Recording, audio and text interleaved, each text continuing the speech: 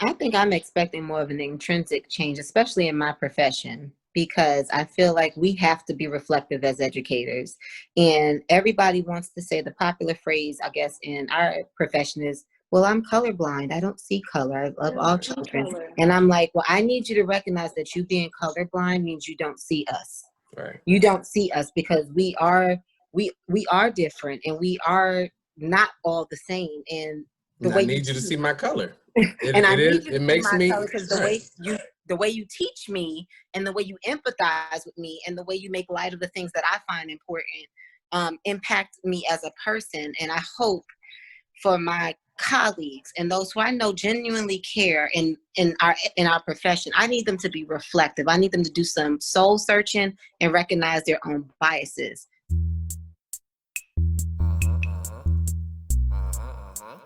That's how I'm gonna rap on this for y'all. Yeah, man. Okay.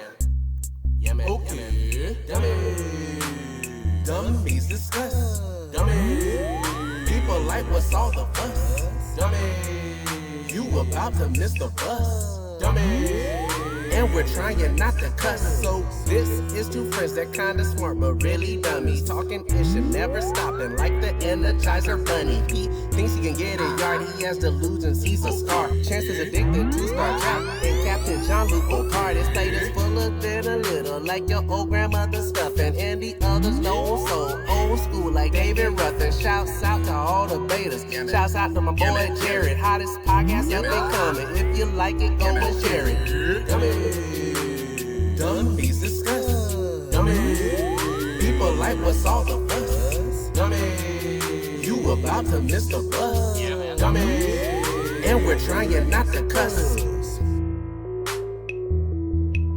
Yeah, man.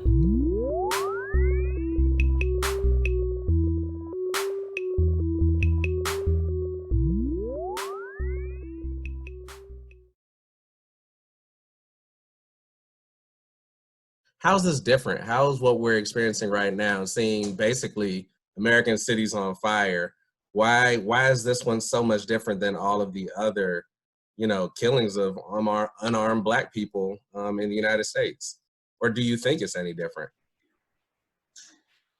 For me, there is a piece of this that does feel different. I think the difference, though, we've been outraged before. We've protested before. There's been rioting and looting before. But we've also never been in the middle of a pandemic at the same time before. So I think this has forced people, all people, who normally could just go on and pretend they don't see it, to see it. Because it's everywhere. Most people are still sheltering in place, or even if you're not sheltering, many people are still limiting their time doing other things, working from home. So we are fully inundated in what is happening in the news. So I think the amount of attention it's getting feels different because it is coupled with being in the pandemic and so many people are forced to see and address sit there and watch it. Yeah, sit there and watch right. it. They're forced to. It's like, what else can you watch? It's everywhere. Yeah. I think it's also different because we have some very interesting leadership, and so so I think because of the tone set by 45, it's just caused this whole boiling point to reach this where we are, I think. And I heard someone say today, it's like, the country's on fire and he's walking around with a gasoline can. So I think having that type of leadership in the White House coupled with being in a pandemic, it has forced people to take a hard look at where we are as a country and our history of police brutality and racism. But what I hope doesn't happen, which has happened so often in the past, is, we march a week, 2 weeks, we just go on, about our business. So I guess it remains to be seen, will it stay different? But at the moment, I think it does feel different. Any other ladies? Yeah. And I'm gonna just say, for me, I will admit that being consumed with life allowed me to, for so long this has been happening, I will admit that you kind of go numb. You kind of grow numb because you don't want to deal with it. And when Ahmad got shot, I hope I'm pronouncing the man's name right. When he got shot, Jay forced me to look at the video, and he was like, the problem is we don't want to look at it because it's so hard to face that reality, but then it makes us numb to what's really going on. And so I actually watched that video, and it woke me up to, oh my God, this is really happening. And it happened so shortly. Like this George Floyd thing happened so shortly after, right after Breonna, like it just happened back to back.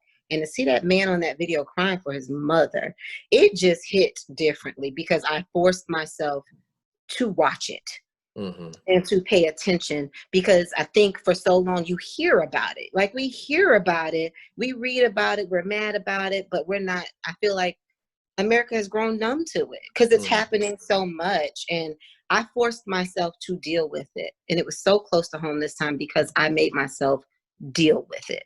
Right. And feelings that came behind it. And maybe that's true for some other people. Like we've grown so numb, social media, and then it becomes a hashtag. And then sometimes you just shut down because it's too much, you know? This time it just was personal. It felt very personal. And not because it was just him, but because enough is enough. Right. You know, like goodness gracious, what else has to happen? Right. You know, so. Have you found that a lot more people, especially non-Black people, have reached out to you during this time period? Have you guys received any of that? Yes, and I work in a predominantly white environment in my school, and I have a lot of coworkers who I would never deem them as racist or anything, but I also don't know if they know how to respond in this. And so even like like the kids that play with Jordan and their parents, they don't have the words, but they want to make sure they want me to know that they are listening. I've had old coworkers just say, you know, I don't know what to do, but I want you to know I'm listening. And if you want me to do something, or if there's something you want to direct me in the path of how to be an ally or how to support, please tell me. And I'll do it, because I don't know. I have no idea what you're going through, but I hurt because you hurt. And I can appreciate that, you know, from those who are sincere, because I've had some others that didn't come off as genuine. All right. So yeah, it's interesting because I was telling Millicent earlier today, I showed her, today I received my second text message from a white colleague, somebody that I know that reached out to me just like, hey, I don't know what you're dealing with or what you're going through, but I support you and I'm here, et cetera. And that never had happened before with any of the other murders.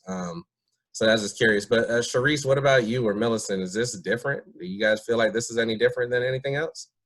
I definitely feel like it's different, and I've been trying to kind of put words to my feelings, and I'm still struggling.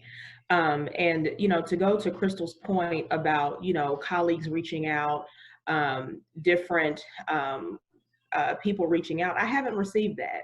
I have noticed on social media that a lot of people are taking it personally because they haven't gotten those calls from white colleagues or, you know, others, but I'm actually not taking it personally because I am struggling with the words to attach to the feeling and the words to attach to what action I'm going to take. So I'm not really struggling with people not calling me. A lot of people in my profession, you know, judges, a lot of lawyers stay away from those types of political conversations to remain neutral, or at least having the perception that they're neutral. So I don't really take offense to that, but this does hit a little bit differently. I think that timing is huge. We are, of course, as Natalie said, in the middle of a pandemic, and it's forcing us to sit and watch TV. It's forcing us to be still. And then it's also forcing us to explain, while we are sitting still watching TV, our kids are sitting beside us and seeing that something is not right, something is going on. And to have to explain this to my daughter has been extremely tough because I don't really know how to explain it. She's frequently asking, you know, why don't they like the color of our skin? Why, what is going on? And it's difficult. I also think that, unlike Crystal, I haven't watched the video. I just can't. I don't think I'm in a great emotional space to be able to. But I think that the video, from the little snippets that I have seen here and there on social media, it's gut wrenching. You know, this man crying out, and you know, for the parts of the video that I've seen, he was alive. And I don't want to see him die. So I have completely detached myself from that video, but understand that it's just, it looks different. Even, you know, looking at the officer's face as he is on the neck of George Floyd, the look in his eye is just, it's different. Nonchalant, indifference to life. It's very, almost like he's suffocating an animal. And I think that is why it's so different. It also adds another component to me because I just had a baby not too long ago, and I'm now the mother of a Black son. So, and you know, I ask my husband frequently now, you know, hey, where are you going? What time are you coming back? What's going on? And he oftentimes just like kind of back up, but because of situations like this. And then I sat and watched the Ahmaud Arbery preliminary hearing and listen to it, and just the to take matters into their own hands, and it's murder. It's murder. There's no way to put it. So I think that timing, the video, the climate that we're in, the political climate, I think all mixed together to create a perfect storm. Yeah. For me, that video, like, what was different, I kind of came upon the video, honestly, by accident, kind of scrolling through Facebook, and somebody had posted it, and I was like, oh, another, you know, I kind of said it in a jaded kind of way, oh, you know, another situation. And I watched it not knowing what to expect. This was like before the news really got hold of it.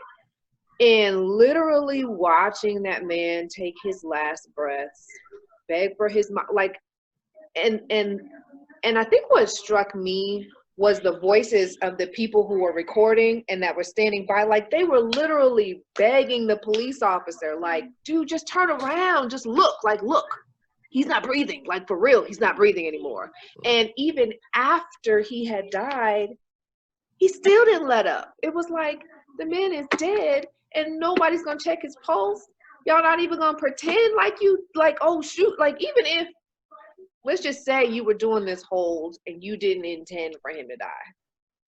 At some point you realized he died, but you still didn't change your behavior. So to me, that just goes to the intent. Like Sheree said, like he treated this man like he was an animal, and he was not trying to preserve his life. And I think in this video is very clearly laid out that way. Like, maybe some of the other videos in the past left some room for there to even be a discussion. It still would have been a, you know, the argument I would have still, you know, said was wrong, but it at least left some room for some discussion. But this situation, it was like black and white, clear as day. Like, there is no arguing the facts of this situation and what I'm looking at right now. And so I think, like what you guys have said already, just the tension that everybody was already feeling and being under because of the pandemic, and then seeing that, I was probably of the unpopular opinion when people were out there looting and rioting and burning stuff down. I was kind of like, well, they angry. Like, it's not, I mean, no, I don't want to see Atlanta burn to the ground. But what do you want people to do with all of their emotions? Like, these young kids, they don't know how to process properly. They don't know, you know, they haven't been trained. And so they're just out there just angry. Yeah. I was gonna say, I think one of the kids, it was one of the first nights of all the protests when they got a little crazy. They had one of the protesters out there, and he said, look, like, we tried to take a knee, we marched, we petitioned, and y'all didn't listen, but now y'all are listening, now that we're burning the city down. And I think that's kind of speaks to a lot of these young kids. It's like, we don't know what else to do. You're not listening to us. Not listening to us, so this is what you get, America, right? And I hate that we don't have Black leadership right now out there directing these kids in a proper way. You know what I mean? I don't think they would take to looting and rioting if there was a Martin Luther King, you know, figure that had that leadership, that was giving them some direction. But I think, I don't want to misquote Dr. King, but I think he had a quote that basically said something like rioting is the Language of the unheard. of the unheard. So it's like I said, we tried all these things, but I'm like Sharice, I didn't watch the whole video. I've only seen the snippets that they show on the news, and honestly, normally when they show it, I turn it. I can't, for my own mental health, allow myself to see another Black man die on tape. I just can't. And like Melissa was saying, something about the look in his eye, because like you were saying, like if it's a gunshot, you're still wrong, but that happens in an instant. It was an instant reaction. I thought he had this, I thought he had that, but you had 8 minutes and 46 seconds. That's a long time to sit there. And like 2.5 minutes of those were after he died. And so you have you had plenty of time to de-escalate and change your mind. This was not a split mistake decision. This was and I was going to say, like, timing is everything, because you got to also remember, we just came off of Miss Amy in New York, and then, you know, it was just back-to-back things that I think stirred up so much, like, this is really happening. This is really, really happening. And, you know, while I was one of the people saying this isn't the way, y'all, the writing, I understand writing. I understand the history behind it. I understand why it happens. I've worked in the communities of the voices of the unheard.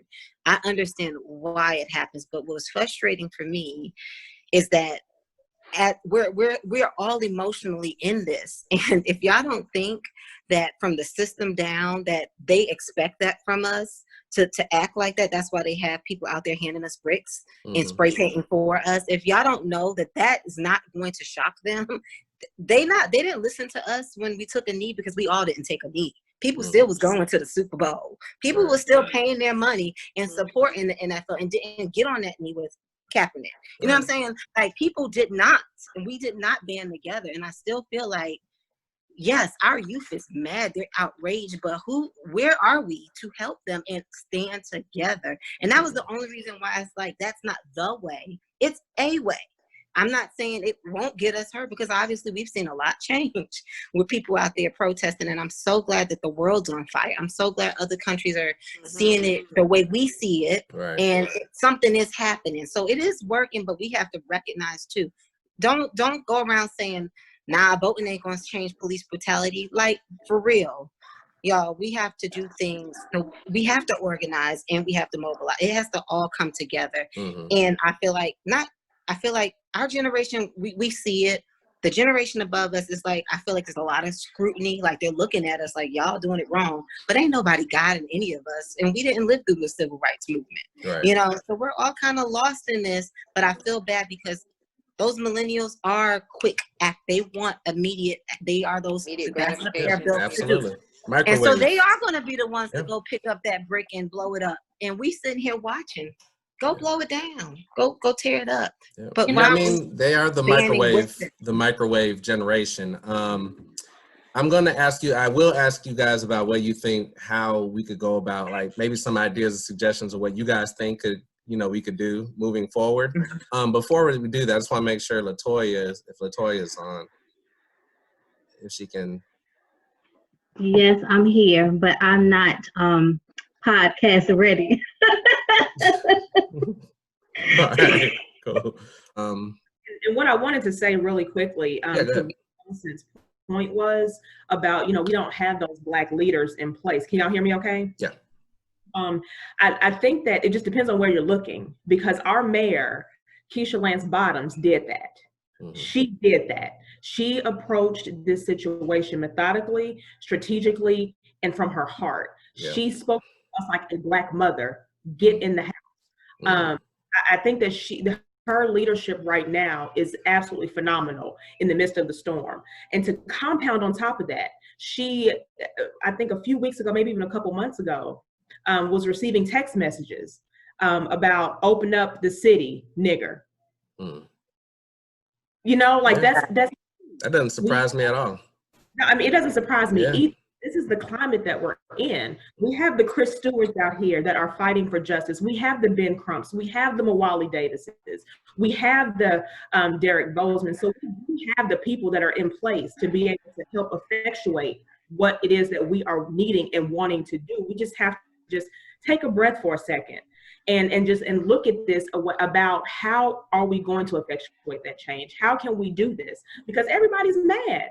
Everybody is I think if there was a word greater than mad, that's where we are at this point. And I think that this video of George Floyd has forced everybody to look this in the face, because we hear it all the time. Kathy Johnston, the no-knock warrant that was executed on the wrong house. We heard about it. We didn't see it. You know, we hear about the incident in Texas where the young man was accused, or at least was thought to have been in the wrong house and was shot. We heard about it, but we didn't see it. This time, this man's knee is on his neck until he takes his last breath. It's too much. It becomes too much, and this is why this hits differently.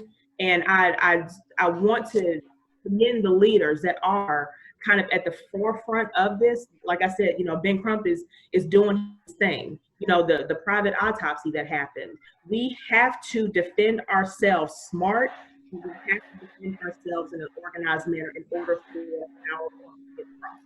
Yeah.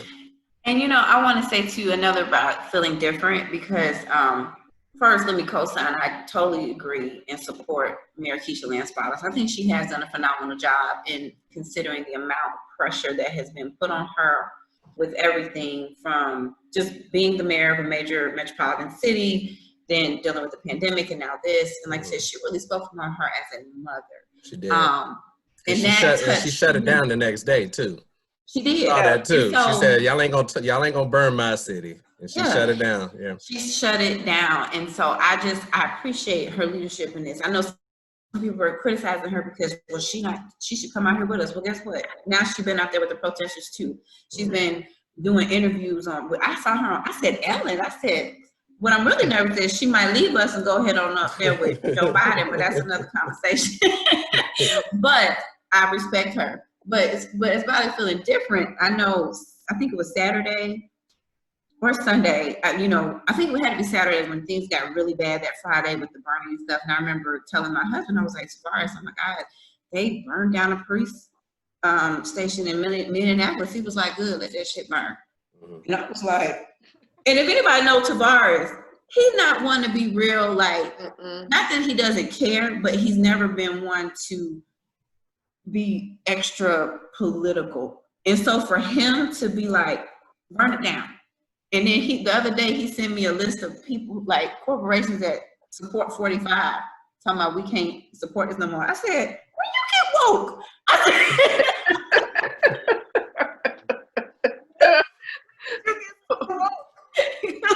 where is this coming from? Yeah. So for my husband, who, you know, now you bring up the Falcons, he's gonna talk about it all day, but for him to like to care this much, I'm like, this is different. And I mean, because I know he's a black man, and I'm not to say the other things didn't matter, but he's like, he got up and voted this stuff. And I was like, is this my husband? I was like, yeah, I mean, I absolutely, I agree. I think I've seen more people that usually were silent speak up this time around. I see a lot of people waking up to what's going on. But speaking of, and I kind of want to go back to something someone said earlier about, I guess, non-Blacks, especially white people in silence, white silence, if you will. What are your thoughts on that? I guess a better way to ask it is, what do you expect your white counterparts to do?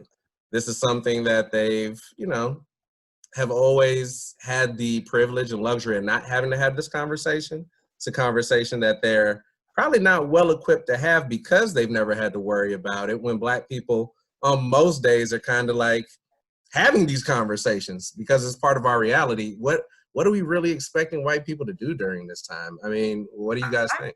I don't want them to do anything, to be honest. Like, I was about to say, yeah.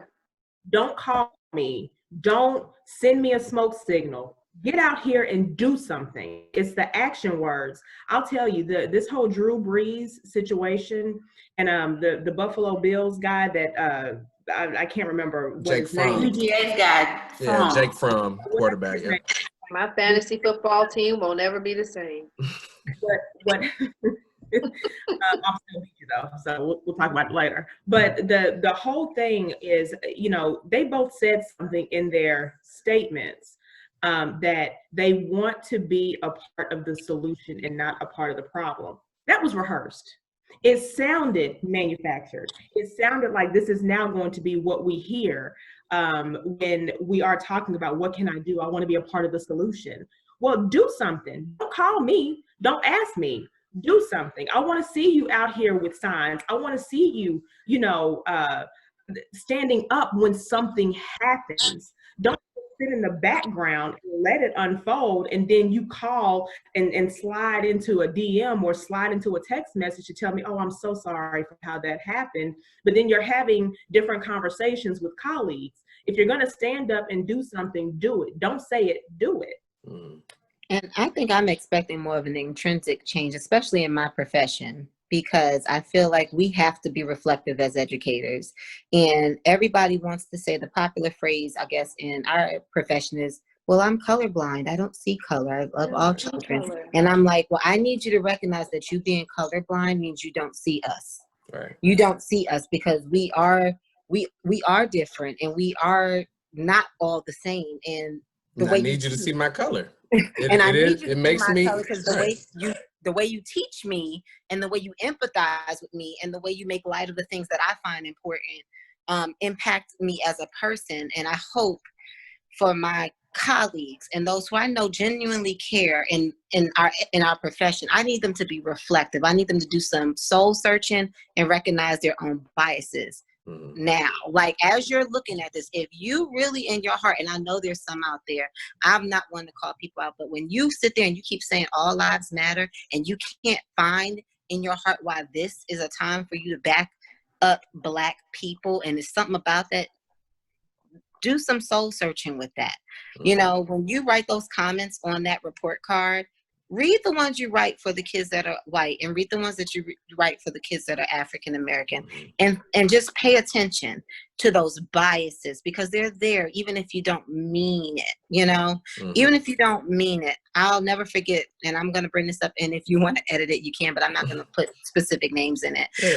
But I've had like I said, my school, it's mixed with races, but it's predominantly white. And the conversation came up about a little child whose mother was concerned because she feared for him. He's a little Black boy in school, and she fears for his life every day.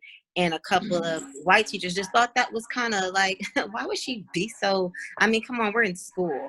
And it just showed my colleagues that, I wasn't there at the moment, but my colleagues that were African American, it just showed how they just could not see, they could not empathize why a mother would fear for her Black child's life, even in school, feeling like he's always going to be the person that is how can I say this? I'm trying to find all the right words to say in this, but you know, the child that nobody wants their kid in the class with. You know, or the child. So I just need, if you want to be an ally, this is the time that you recognize that this is a problem, and we all have biases. I'm not saying that Black people don't have biases on other cultures, but we all have to be reflective of it, and don't use this as an opportunity to self-serve and prove yourself to not be a racist, because you don't have to be a racist to have biases, you know. I need you to really just reflect if you're going to impact these youth and the people for tomorrow. And that's my soapbox. I'm going to get off of it now. Latoya, I heard you said you don't want them to do anything. Yeah, no. For what? You ain't been doing nothing all this time. The thing with me is what a lot of white people, what they'll say, oh, I didn't know. And I give them the side eye. You knew damn well what's been going on for years, centuries. You're not stupid. They've been taught, just like we've been taught. A lot of stuff, first of all, when a lot of, babies come out, right, which I find so fascinating, they don't know nothing. They don't know nothing about no color, about no police, no guns, no man, no woman. they soak up whatever you put into them. Mm-hmm. So you can't tell me that when you were born, your parents didn't say, oh, that's a black person over there. You don't do this. You don't do that. And they might say, well, why? Oh, because of X, Y, and Z. And as they growing up, they get to see, right, what's going on. It's because they're in their bubble and they want to stay in that bubble. And that's okay. You stay in yours, I stay in mine. But we all need to sit here and work together at some point. So for me, when you say, you know, what y'all can do, you know what, you really can't do anything, because right now it's about me and my people, us getting together on one accord, because that's how we really going to be able to block all of this out, is if we are together. Yeah, I get it, kumbaya. I'm not with the kumbaya no more. No. You can save that. Right now, I'm more concerned about us and us being collective and us praying together and us walking together and us holding each other up together. We are so concerned about others accepting us. Fuck that.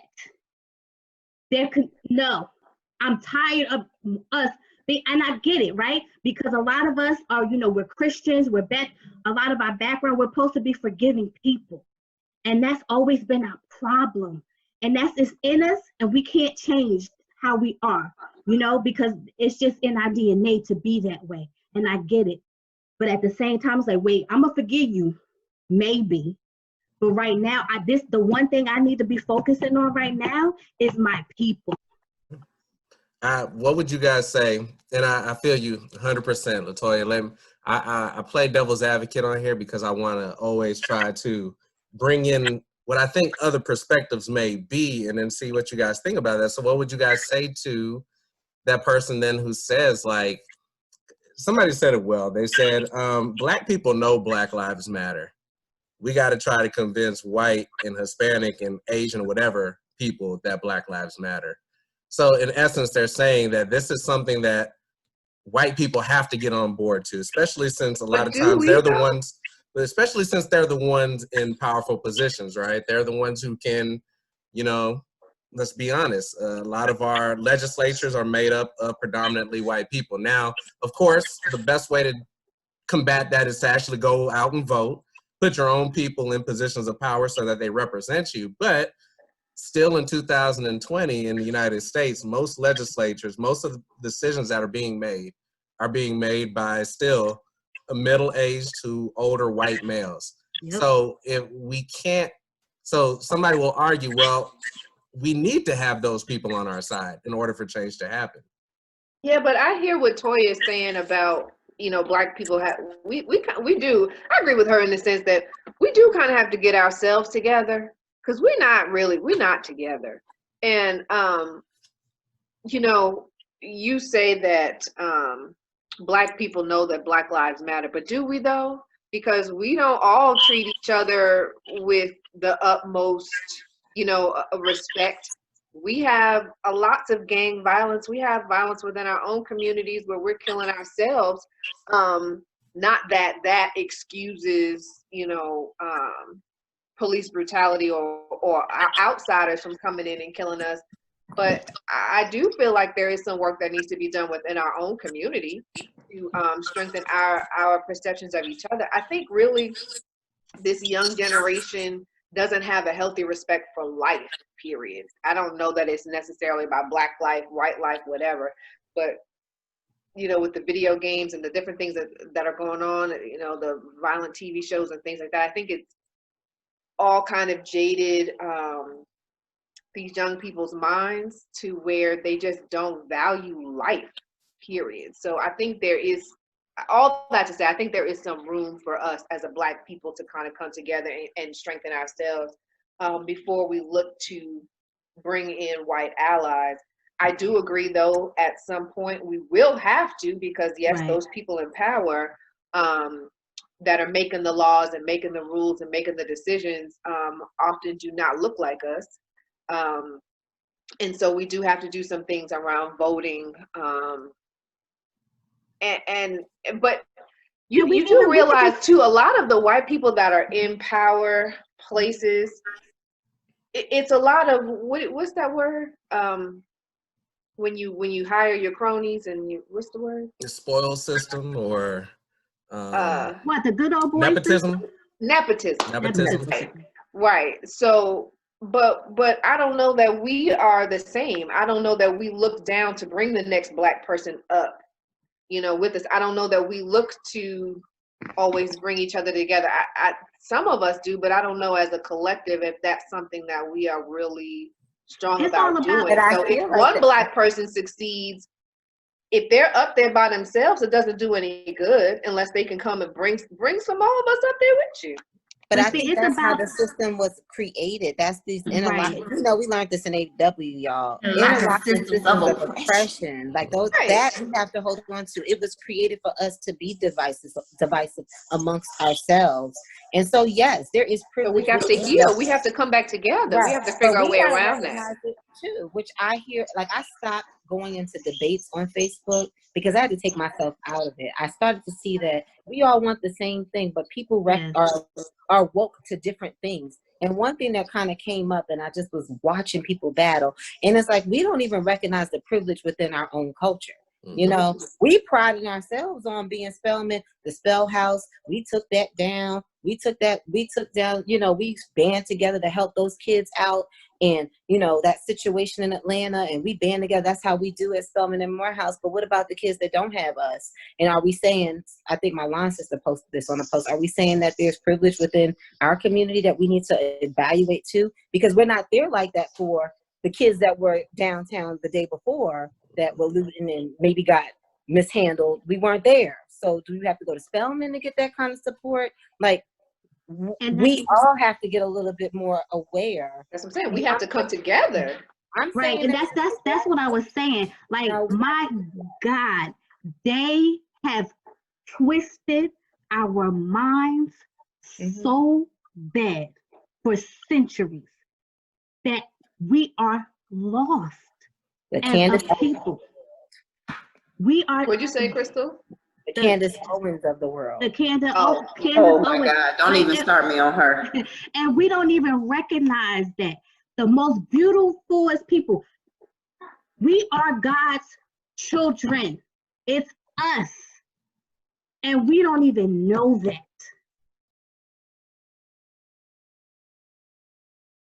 So, Sharice, as a mother of 2 Black boys, when do you have this conversation? What does it look like? What do you say? And before you answer, and this is for all you ladies, teaching sociology and psychology, I learned a lot. I learned a lot reading the textbook for myself so I can teach it to my kids. And one of the theories that we teach in sociology is labeling theory. Okay. So for example, if I'll use my example of my step team. When I first started my step team, those kids, they weren't the best steppers. They weren't that good. You know what I mean? But at practice, I'd be like, okay, y'all are getting better. Y'all are getting better. I would start pumping their heads up. Oh, y'all look good today. Oh, y'all look like a step team today. All right, y'all coming around. You know what? Y'all might win the show. Maybe they win that show that weekend. Maybe they get second, whatever. But that next practice, you know what? Y'all looking really good. Like, y'all could probably be the best team in Cobb County.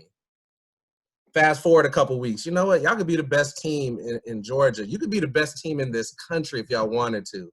And slowly but surely, I saw those kids start believing in themselves. Yeah. And a lot of it had to do, I believe, with me pumping up their heads. Even though a lot of times I didn't even, they probably sucked at practice, but I gave them that little glimmer of hope to pump up their heads. And eventually I saw the fruits of, that labor.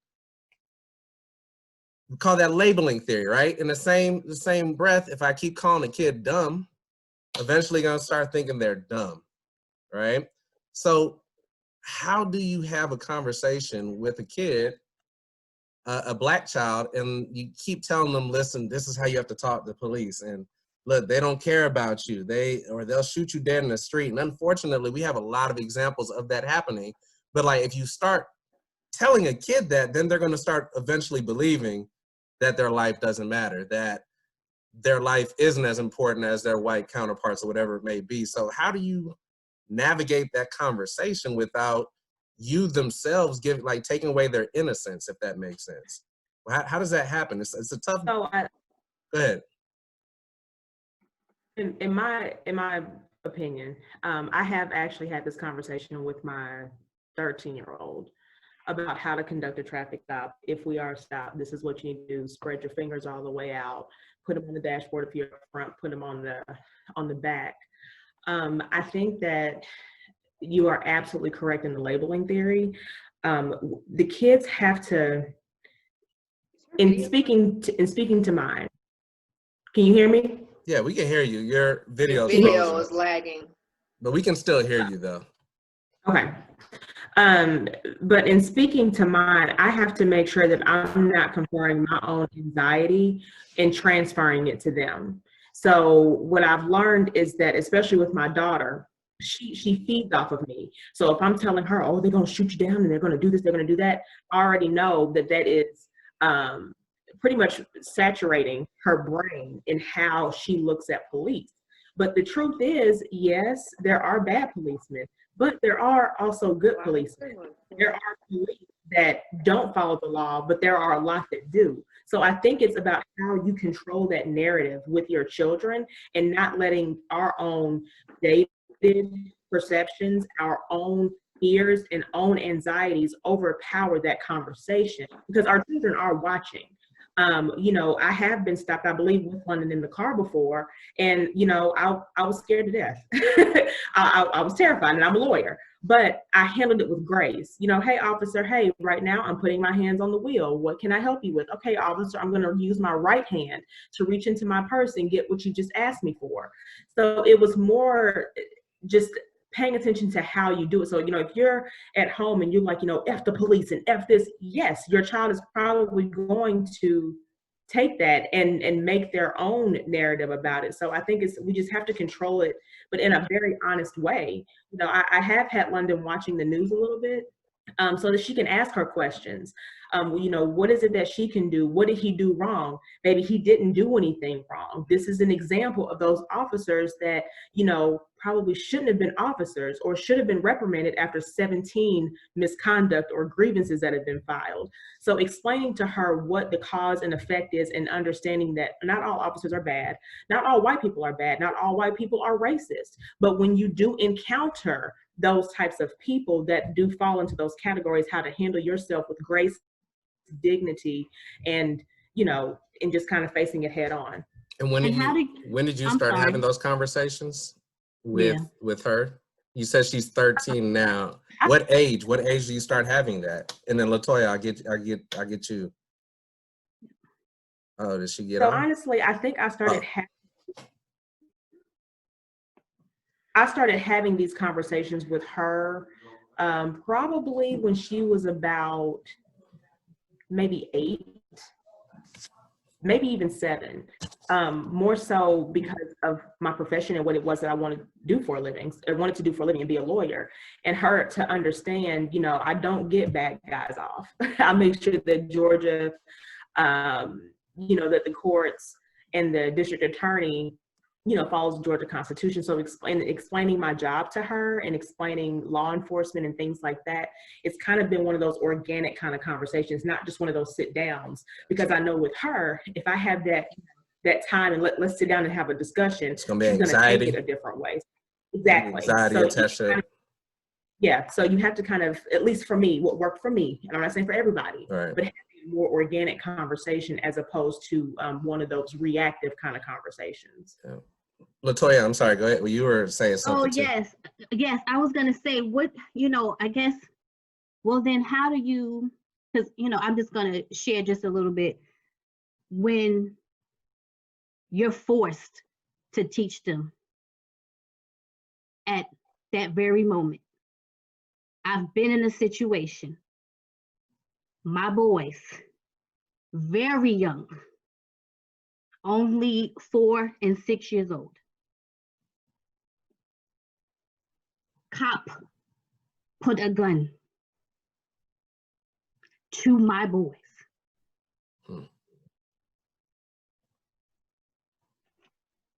At 4 and 6? At 4 and 6.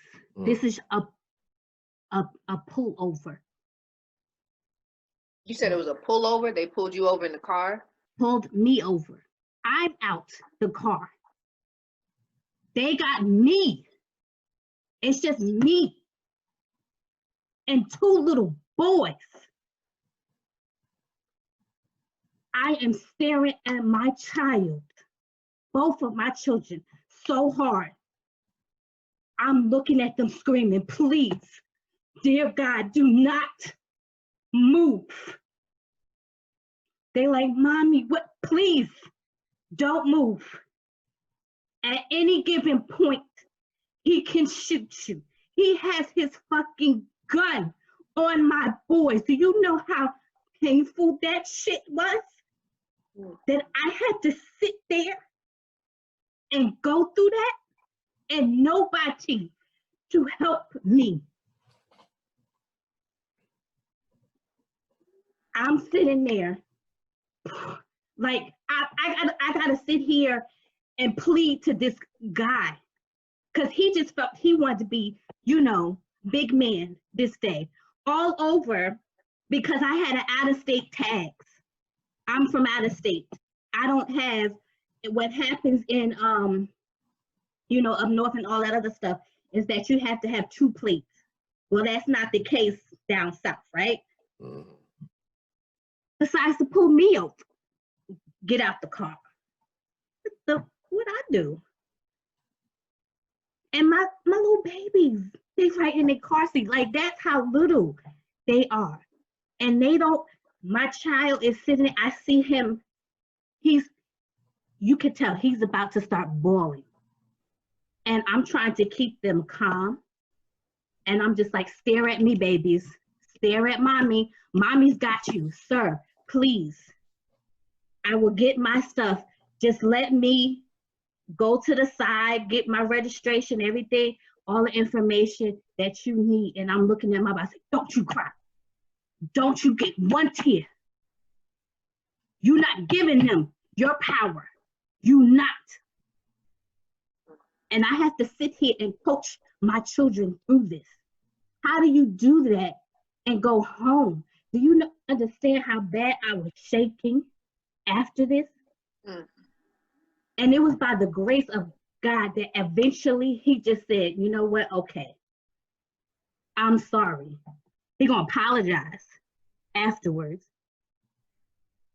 But what was all that for? Like, what was you flexing for? I was shaking so bad trying to get home. And I'm talking to my babies while I'm driving. Oh, mommy got this. Don't worry, guys. You know, I was trying to keep them calm. And I'm like, come on, we're gonna go get some ice cream. That was just a bad, and then I'm gonna try to explain, you know, what just happened. Okay, so you don't get all upset about everything. And I had to sit there and hold that shit in until I got home while they put them to bed, sleep. And I sat there like, what the heck? We lose somebody? Oh, I think we lost Therese. Hey, Natalie, I know you were. No, I was just saying, you know, with everything, when I think about my boys, I guess for me, I recognize that I've said this before to the other ladies, like, I wish I could put them in a little bubble, you know, like, and pretend that none of this is happening. And I try to, like, shield and shelter them as much as possible. But I realize the older they get, especially my oldest son, because he's aware of what's going on. And he's actually more aware than I think I even realized. Like, every now and then he'll say something, I'm like, oh, I didn't know you knew that. Okay. You know, and so I think that he's one of the reasons I probably haven't even watched the entire George Floyd video, because as most people, anyone who knows me knows that, like, they're usually like on my left and right. You see the little one came in here a minute ago. And so I do watch the news, but especially recently, I've really kind of cut down on my news intake for my own mental health, as well as just because I don't want them seeing images and being worried or concerned about what they're seeing. So I try to only watch it if I'm by myself, which is rare, or if something too disturbing, I might change the channel. But even the other day, something, I can't remember what we were talking about, and he said something about someone being an abolitionist, and I was like, what? Okay. I was like,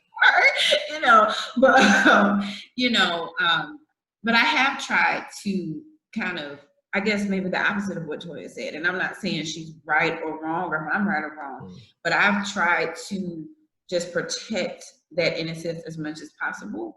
But I know he knows what's going on, because even the other day, like I had the news on, he said, they're still protesting? And I was like, yeah. He was like, well, I was like, and so, we'll have little conversations. And so even today, I just wanted to check in with him. I said, are you okay? He came downstairs and said, I just want to talk to you. I was on his iPad. I said, turn the iPad off. There's that privilege, right? You walk around with an iPad at 9. And I said, how are you feeling? He was like, I'm fine. I was like, I know we've been seeing a lot. It's a lot on the news. Are you okay? Do you have any questions? He was like, no, I'm okay. I was like, are you sure? He said, yes. I said, okay. I just want to make sure, I just, try to have the conversation, but in a more just check in. We're fine. I try not to put too much on him, because I just want to keep as long as possible. It's innocence, yeah. Yeah, the innocence. I'm trying to avoid that conversation, I've and noticed, I think it's something that my husband and I probably need to talk about, like, at what point do we say, hey, son, this is what you do, X, Y, Z. Yeah. I remember this was not last year, but the year before. So my family, every year we go down to Destin for Labor Day.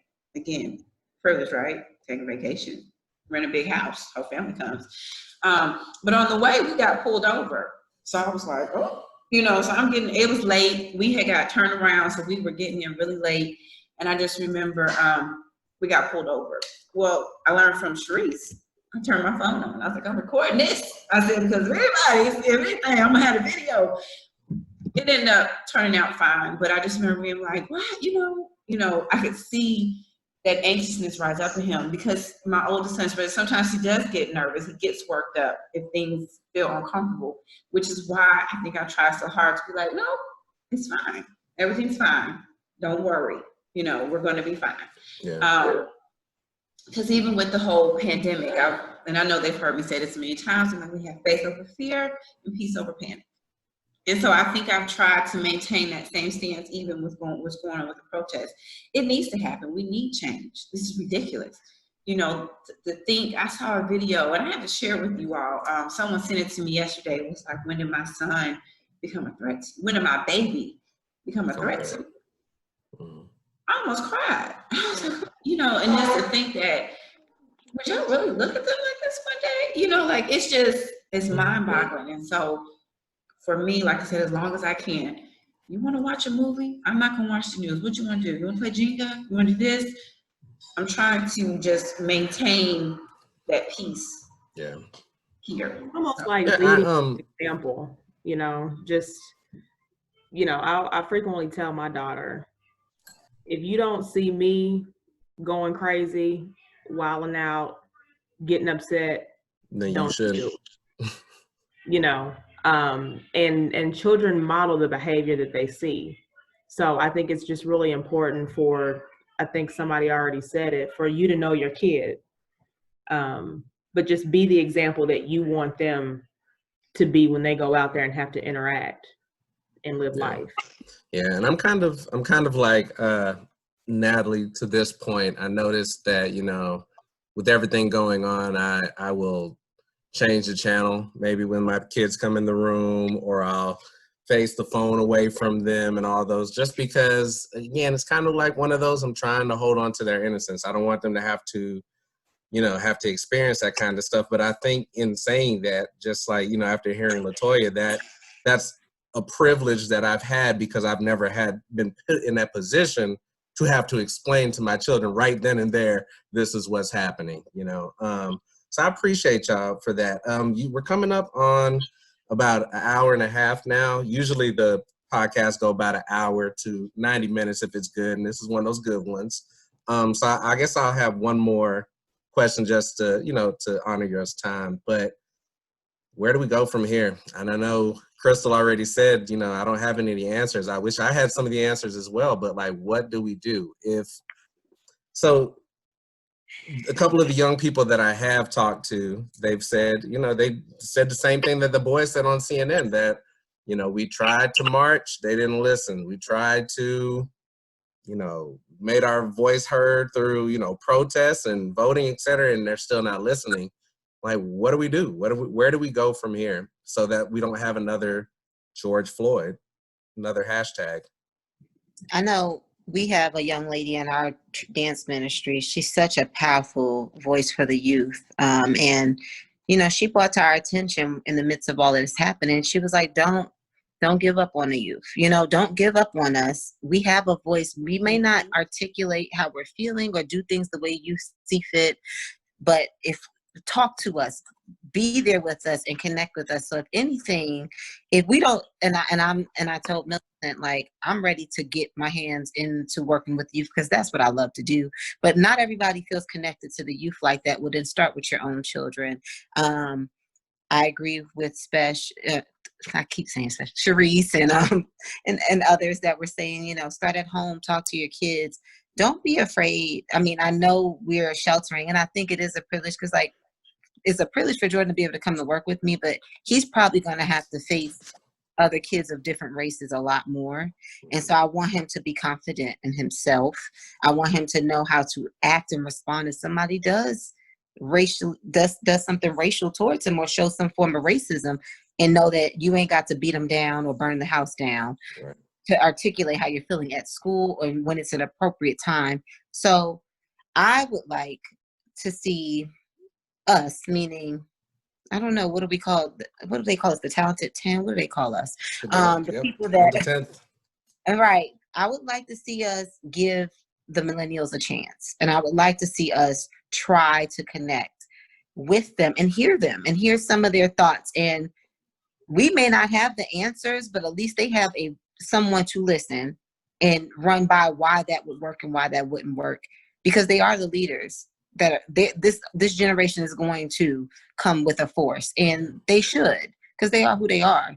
So my only suggestion is we got to get our hands dirty and get more connected with them. They have the energy, but we have the wisdom. Yes. Type thing. Yep. For me, I think that one of the most powerful things that actually gave me chills during this whole thing was watching police officers begin to take a knee in the middle of protest as well, as a sign of solidarity. From just my humble opinion, I think that law enforcement needs to hear, understand, respect, even if you don't agree. Just listen to the community about, these tidbits and stories like what LaToya is speaking about, things that we have had to deal with as the African-American community. But at the same time, we have to listen to law enforcement about what it is that we can do differently, or not just we, but like just the community can do differently, so that we can try to bridge that gap for us to have a working, healthy, and functioning relationship with law enforcement, and not a fear for our safety. I think that we need to have these real, candid conversations, probably in a controlled setting, about racism, and being transparent and honest. A lot of people try to hide behind, oh, I didn't mean to say that, I want to be a part of the solution. But you said what you said. And if you believe that, you stick by it. Don't give me, an apology for it. Own it and tell me where it comes from, so then I can educate you about why you're wrong. Or you can educate me about why you believe that. Lastly, I think that as an African-American community, we also need to be very careful about how we do play into the stereotypes. We have to be aware of the stereotypes. We have to own that, and understand that we are not stereotypical, and that you have to be better than the stereotypes that people perceive you to be. I agree with you wholeheartedly. That was part of what I was thinking. I think we have to change the narrative that's being told about our culture and our people. And that starts with us. We can't be on movies and in TV playing these roles that reinforce that stereotype. So while we all get a good kick out of watching Real Housewives of Atlanta and all that, when they're acting all ratchet and ghetto, but we're not realizing how that is feeding the perspective that other cultures are taking about who we are and how we act. Oh, that's the angry Black woman, right? But where did that come from, you know? And are we perpetuating that? I also think, again, like I said earlier, we need some strong leadership. We need some strong young leadership, because, you know, the Al Sharptons and the John Lewis's of the world, like, you know, that was the previous generation. That was 2 generations. That's not even our generation. That was before us. You know, we need someone from our generation, like Marvin said, we are the wisdom, they are the energy. So we need someone either from our generation or the generation below us, to organize and to galvanize these youth, give them some direction on where to put that energy and how to do these things properly. Like Marvin and I were watching some protests the other day, and he gave a great thing. He was like, what if, you know, they all went out there and they all took a knee, or they all just laid out in the street. Cops can't argue that they're being rowdy. They're just laid down, or they're just taking a knee. Now cops come in and arrest all them. There needs to be another group that now they come out and they lay down and sit down. But that's the kind of thing that needs to be organized. That's the way that Martin Luther King and that generation, that's how they did that, in an organized manner. It's not going to be as helpful or as productive if we're all just kind of out there disjointed, kind of doing our own thing in terms of protests. I think we need some leadership within the community. But then on top of that, we need some leadership in this country. And y'all know the person that we have in the White House right now is not helping the situation at all. I feel like he is fanning the flames and making it worse.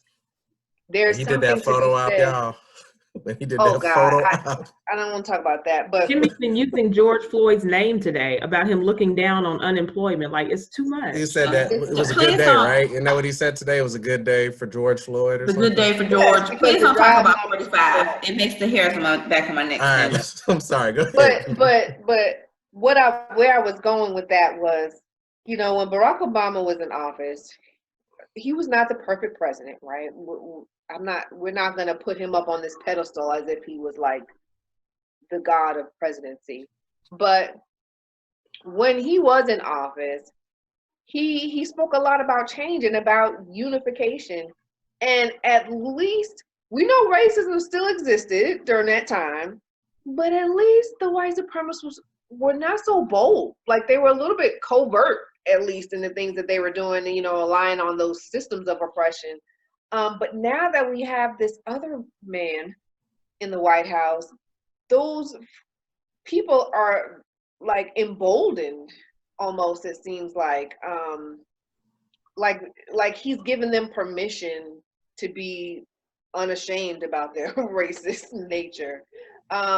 So I don't know which one is better, covert or overt racism, but at least having someone in the White House who is sensitive to it, who is calling for unification, gives us at least some chance of some semblance of change. But what we have going on right now ain't it. So I think that there needs to be leadership. Leadership is what I think is going to help bring us forward. Now, who that's going to be, still waiting to see. I think my husband is a great candidate. I've been whispering things in his ear about what I believe he needs to do, and I'm going to say it out here publicly as well, because I don't think that there's any coincidence as to the number of people who have been reaching out to you lately, white, Black, old, young, because there's something in you that they see, and they're wanting and longing and yearning for someone to lead them. And for some reason, they think it's you. And you can't hide your anointing. You know, what do they say? Your gifts will make room for you. So clearly God is trying to tell you to do something. So that's the word. I'll be your Coretta. I'll be your Coretta. Just let me know what we're gonna do. We'll ride with you. I'll give you the money later.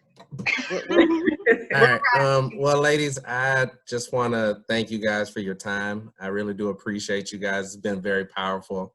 I know the people who are going to watch it are going to think the same thing.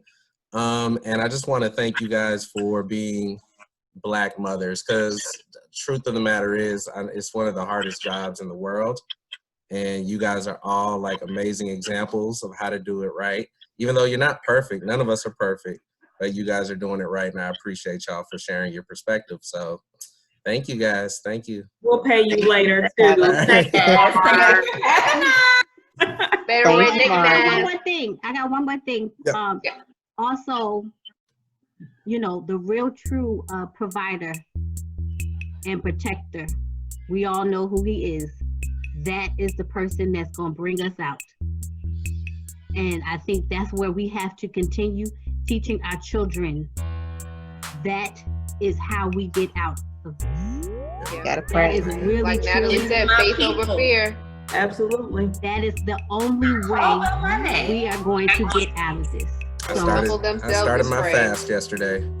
Started my fast just because I need some clarity right during these times. Would you say, Natalie, if my people? No, it's funny because I actually pulled it up on my phone at 2 Chronicles 7:14. If my people, which are called by my name, shall humble themselves and pray and seek my face and turn from their wicked ways, then I will hear from heaven and I will forgive their sins and I will heal their land. Heal the land, He Lord. is our group chaplain. Yep.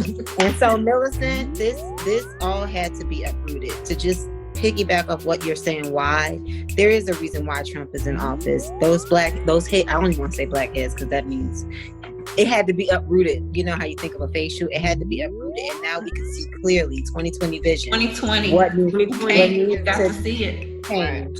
I don't want to Somebody said that today. This might not have been what we expected or what we forecast when we were all back in 2019 talking about 2020 vision, you know, show us the vision, make it plain, Lord, you know, show us. We can see. He did that. See. He did that. See, it's not what we thought. It's not what we were looking for. You done showed us something. But it is We can very see. clear what's It's going very on. clear, and so God is still in control, guys. Yes. Amen. And love y'all. Amen. All right, Love y'all. Love y'all. Appreciate it. Bye. Bye.